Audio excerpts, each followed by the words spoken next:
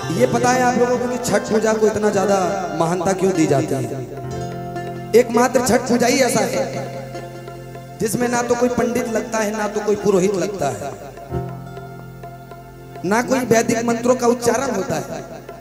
और मुझे नहीं लगता कि घर में जब माताएं बहनें बैठकर गाती हैं कि कांच ही बांस के बहंगिया बहंगी लचकत जाए और होई ना बलम जी कहरिया बहंगी ठेकुआ बनाते हुए जब गाती है, जब एक स्वर में गाती है तो जो एनर्जी उत्पन्न होता है, तो मुझे नहीं लगता कि वैदिक मंत्रों के उच्चारण में भी उतनी शक्ति होगी। एक बार हमारे बिहारी कल्चर के लिए जोरदार ताली बजनी चाहिए। फिर भी छठ माँ सबकी मनोकामना पूरी करती है और जो ध्यान से माँ का भजन सुनेंगे, हम सभी विनती करते हैं कि आपकी भी मनोकामना माँ जरूर पूरा करे। बोले छठी मैया की।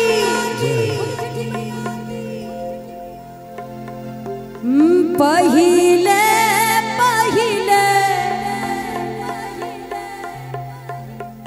बानी कैले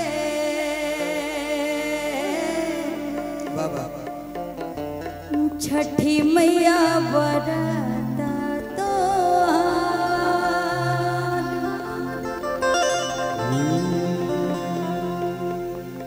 करी छठी मैया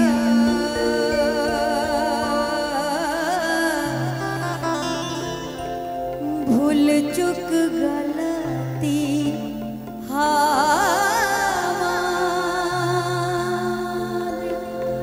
दीदी एक पत्नी है, उसके पति विदेश में काम कर रहे होते हैं। अच्छा। और वो पत्नी फोन लगाती है कि कब आओगे, उनको छुट्टी नहीं मिल रही है। तो आपस की सहेलियां पूछ रही क्या हुआ, तुम्हारे पिया नहीं आएंगे? तो लड़की का दिल कह रहा है प्रीतम गए परदेस,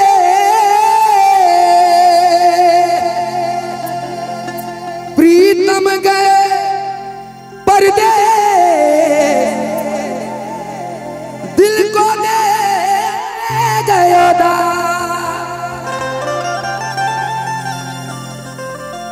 जैसी धुनी अतीत की जब खोलूं तब आ, जब खोलूं तब आ। ये पता है आप लोगों को कि छठ पूजा को इतना ज्यादा महानता क्यों दी जाती है? एकमात्र छठ पूजा ही ऐसा है जिसमें ना तो कोई पंडित लगता है, ना तो कोई पुरोहित लगता है, ना कोई वैदिक मंत्रों का उच्चारण होता है। और मुझे नहीं लगता कि घर में जब माताएं बहनें बैठकर गाती हैं कि कांच ही बांस के बहंगिया बहंगी लचकत जाए और होई ना बलम जी कहरिया बहंगी ठेकुआ बनाते हुए जब गाती है, जब एक स्वर में गाती है, तो जो एनर्जी उत्पन्न होता है, तो मुझे नहीं लगता कि वैदिक मंत्रों के उच्चारण में भी उतनी शक्ति होगी। एक बार हमारे बिहारी कल्चर के लिए जोरदार ताली बजनी चाहिए। फिर भी छठ माँ सबकी मनोकामना पूरी करती है और जो ध्यान से माँ का भजन सुनेंगे, हम सभी विनती करते हैं कि आपकी भी मनोकामना माँ जरूर पूरा करे। चलिए। कांचगी बांस के बहंगिया बहंगी नच कद जा, अरे होखीना होखीना होखीना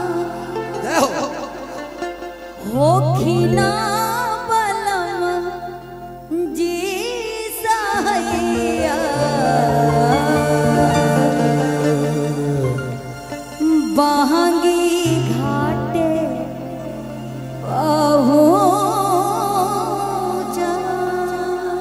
कांचगी बांस के बहंगिया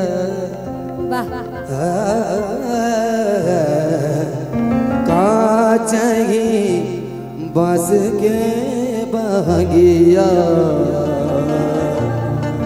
बहंगी नच कत जा 1 2 1 2 3 4 1 2 1 2 3 4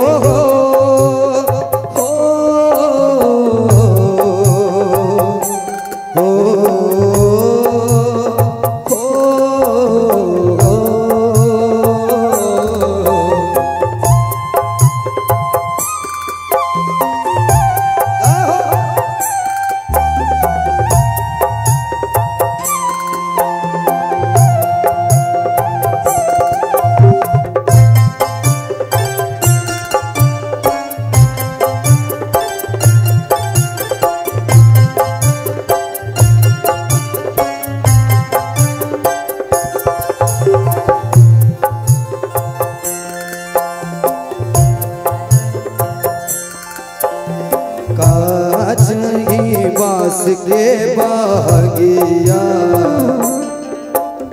काचही बांस के बगिया काचही बांस के बगिया बहगी लचकत जा बहगी लचकत जा